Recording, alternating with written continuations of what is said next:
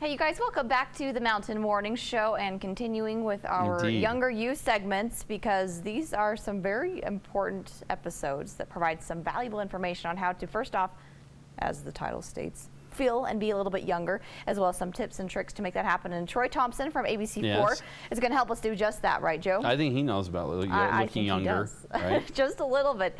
Here it is, a teaser of what you can expect this evening.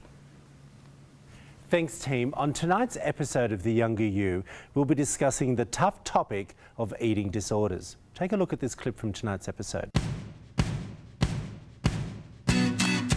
What are the signs of someone having anorexia? Let's touch on that first. Well, by the time someone clearly has anorexia nervosa, they have lost a lot of weight, or they have failed to gain weight that would be expected in adolescence.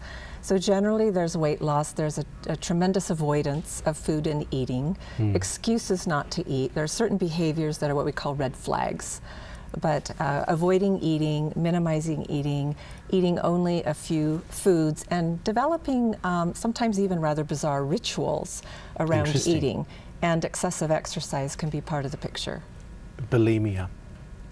Bulimia is eating in a fashion that is generally large amounts of food in a way that feels out of control, and then using what we call an undoing behavior, which may be purging through vomiting, or taking laxatives, or trying to expend the calories through excessive exercise.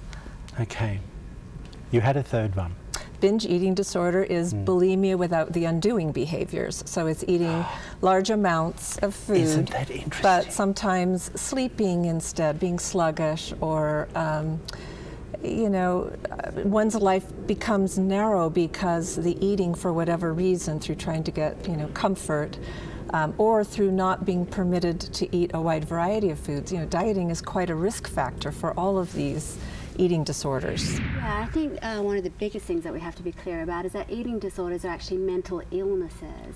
So they're very different from just wanting to look and to feel great, or occasionally overeating and waking up and feeling bad about that. These are something that people with eating disorders will focus on. That's a daily thing. They'll get up in the morning, they'll wake up, and the first thing they'll think about is, you know, whether they've binged or whether they've starved, according to what that, you know, diagnosis is. There is a latent genetic vulnerability in individuals. I was going to ask, is it genetic? Yes, it has to a great degree it's genetic, but it's not only genetic. Genetics loads the gun, environment pulls the trigger. So there are predisposing factors, the genetic influences on temperament, being a sensitive person, feeling deeply, having a difficult time with transitions, liking to be able to predict things that are going to happen. But when life becomes overwhelming to a point where someone wants to stop having emotions or thoughts or sensations, one of the ways that the eating disorder gets turned on is through dieting or some attempt to stop feeling those emotions. So you're suppressing. Right, suppressing and occasionally indulging emotion, but generally suppressing emotion. If you or someone you know is struggling with an eating disorder, please visit nationaleatingdisorder.org, or you can go to eatingrecoverycentre.com. And of course, you can call the toll-free number. Anorexia is a serious problem that both the young and old face, and the best way to help someone that you love is to get educated yourself. For more information about anorexia and our show, head over to theyounger.you.tv and tune in to tonight's episode, airing at 9:30 p.m. on Utah's CW30. Back to you guys in the studio.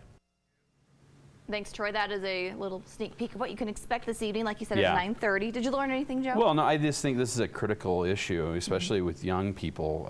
I'm always worried about young people who get a desire to be a certain body type or what have you, and it leads to an eating disorder. Bullying leads to that sometimes. It's so critical that we get on this early. In this country, it wasn't even recognized until Karen Carpenter died many years ago, and all of a sudden it kind of came to the front. So, but again, we always need to be sure that we're there and involved, and with our friends, our family, anybody that might have an eating disorder, and help them. So, That's right. it's critical stuff. Tonight at 9:30 p.m. and then Saturday on ABC4 at 4:30 p.m.